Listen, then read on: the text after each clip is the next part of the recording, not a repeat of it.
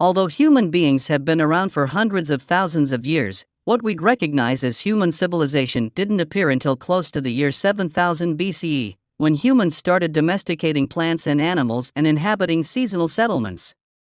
Gradually, those settlements grew into full-blown civilizations, many of which came together much longer ago than you may have realized. Next. Okay, time to hit the dating scene, the carbon dating scene, that is. Around 10,000 years BCE, humanity entered what's now known as the Neolithic or New Stone Age era, which lasted for around 5,000 to 8,000 years. While the term humans encompassed a few different species in the earlier Paleolithic era, by the Neolithic, we're only talking about our own folks, good old Homo sapiens sapiens. Beyond more magazine-friendly, non-sloping foreheads, the Neolithic period brought a lot more changes as well, including the first farming settlements, widespread use of metal tools in addition to stone, and the first efforts at pottery. Known civilizations from this point in history include Çatalhöyük, an early settlement in modern-day Turkey that flourished from around 7,500 to 5,700 BCE. It's likely this spot was chosen for a city due to its proximity to a channel of the Karsamba River that no longer exists. The combination of fresh water and ground made of alluvial clay would have made this spot favorable for early attempts at agriculture. At its height, the population of Çatalhöyük was probably between 5,000 and 7,000 people who were living in a society that was notably communal and egalitarian by modern-day standards. That's less people than attended the first WrestleMania. So while it wasn't quite a bustling metropolis, it was still pretty impressive for such an early community. Homes were made of mud brick and were clustered together in a honeycomb design, with holes in the ceilings, doors, and walls allowing for people to easily move between adjoining structures. Ooh, ceiling holes. We need to bring those back. No one lived in a fancier mansion than their neighbors either. All the homes were basically identical. So nobody had the fanciest McMansion on the block. Fascinatingly, when upgrading buildings, rather than demolishing the old structures, new ones were simply built on top of them. Eventually, the city became a large mound constructed atop prior cities rising up from the ground. Archaeologists have excavated as many as 18 levels of settlement on the same patch of ground. The whole area was named as a World Heritage Site by UNESCO in 2012. Forming around 7000 BCE, the Ain Ghazal civilization of present-day Jordan was clustered near what is today the bustling city of Oman.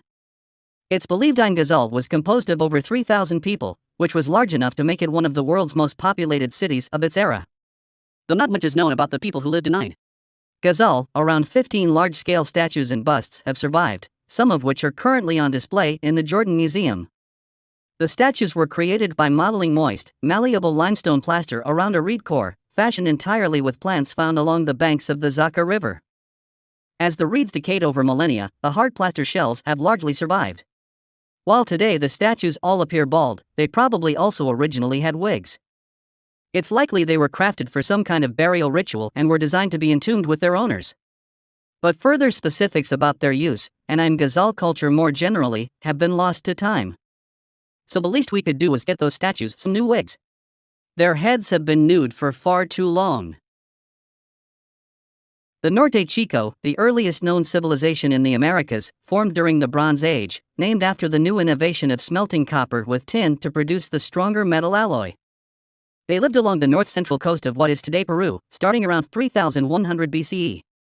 The name Norte Chico actually refers to as many as 30 population centers in and around this area, which remained active and settled for nearly 2,000 years, until approximately 1800 BCE. The civilization existed along the banks of three rivers, the Fortaleza, the Patavilica, and the Soup. Undoubtedly, if they'd had a professional sports team, they would have played at Three Rivers Stadium. No pottery or visual art from the Norte Chico era has survived. But archaeologists have discovered some of their buildings and architecture, including sunken circular plazas and platform mounds that likely once housed buildings or other communal spaces. Archaeological discoveries also suggest that people living in the area had textile technology, possibly wearing cotton clothes and fashioning fishing nets from cloth, as well as a polytheistic religion. Perhaps the most famous Bronze Age site, Mesopotamia, became a significant population center around 3500 BC and remained a vital cluster of civilization through 500 BCE. It's also a popular source of plot points for at least two Ghostbusters movies. The area located between the Tigris and Euphrates River in what's today Iraq, Kuwait, Saudi Arabia, and Syria was home to multiple distinct societies over the years, including the Akkadians, the Sumerians, the Assyrians, and the Babylonians. The area flourished independently until it was conquered by the First Persian Empire. More invaders followed, including Alexander the Great, the Parthian Empire, and ultimately, the Romans. The civilizations that occupied Mesopotamia are responsible for a vast number of innovations and firsts in human history, including writing, early political systems, mathematics, and astronomy. But perhaps the region's largest leap forward came during the era of Babylonian rule with the explosion of literature and libraries. Early Sumerian language was expressed as a complex logosyllabic script known as cuneiform, which took many years to learn and master and was only understood by a small elite group within the population. During the Babylonian period, many Sumerian works were translated into a simpler form that more people could read and comprehend. Some literature written during the Babylonian era, including the Epic of Gilgamesh, which was translated from the original Sumerian, are still widely read today. The Harappan or Indus Valley people lived between 2200 and 1900 BCE in an area of South Asia that today stretches across Afghanistan, Pakistan, and northwest India. Their cities were particularly notable for elaborate urban planning, which included extensive drainage and water supply systems, as well as non-residential buildings designed for artisans and metallurgy. In other words, they had plumbing and industrial districts, just like modern cities. It's believed as many as 5 million people might have occupied the Indus Valley at its height, an area larger than ancient Egypt or Mesopotamia. And more than 1,000 mature settlements have been discovered. Some writings from this period have also been found, but the Indus script has yet to be fully deciphered, shrouding their culture and religious beliefs in mystery to this day. Today, we refer to ancient Egypt as if it was just one society. But actually, the term encompasses a variety of societies that dominated the Nile Valley, coalescing around 3100 BC and extending all the way through antiquity until 300 AD, by some accounts. That's a pretty long run, like the Simpsons of the ancient world. This includes both stable kingdoms and also intermediate periods of relative instability. Oh, so exactly like the Simpsons. Egypt was also periodically invaded by other peoples, including the Hyksos, the Libyans, the Nubians, the Assyrians, the Persians, and the Macedonians under Alexander the Great. There's that guy again. Man, what was his problem? For most modern people, the blanket term ancient Egypt is most closely associated with the Old Kingdom, stretching from around 2686 to 2181 BCE. A considerable increase in agricultural productivity led to a population boom, more centralization of the Egyptian government, and many great works, such as the construction of the pyramids at Giza and the Sphinx. Historians typically date the passage of the Bronze Age into the Iron Age to around the 12th century BC, as sturdier iron and steel started gradually replacing bronze for most common applications. While some prior civilizations had early forms of literature and writing, this is also the period when the historical record truly begins in earnest. And we have more primary sources to consult about life on Earth at the time.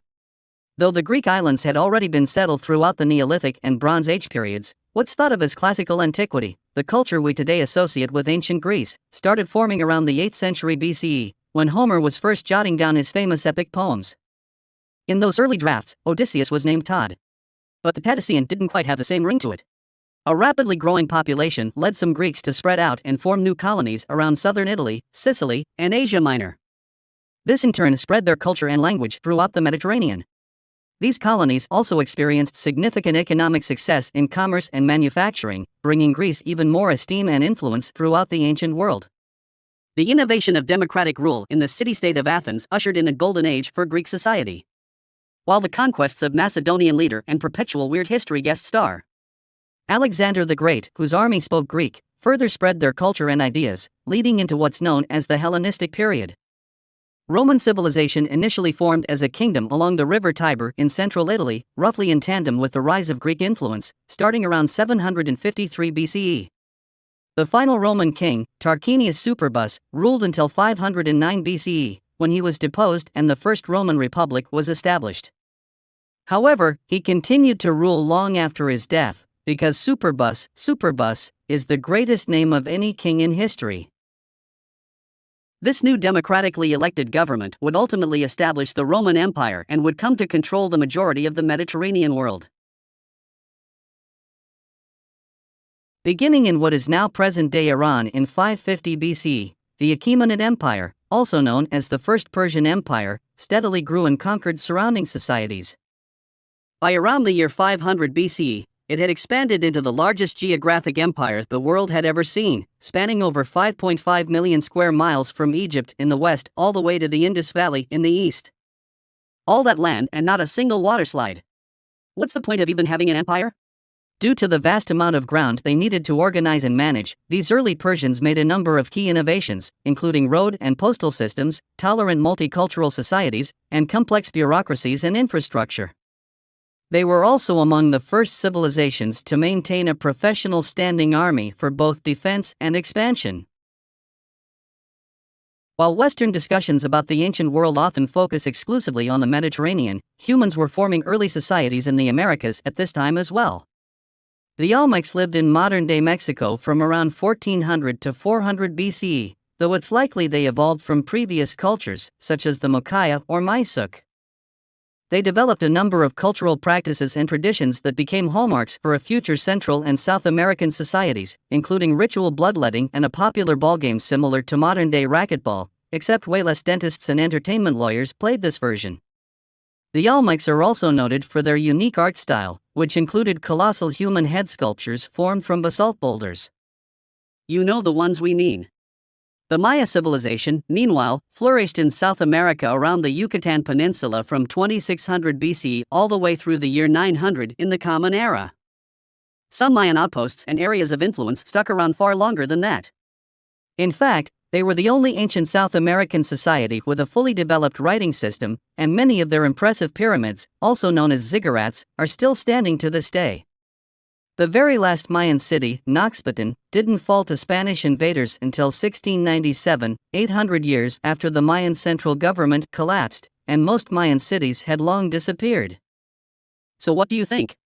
Could you have caught it living in any of these early civilizations? Let us know in the comments below. And while you're at it, check out some of these other videos from our weird history.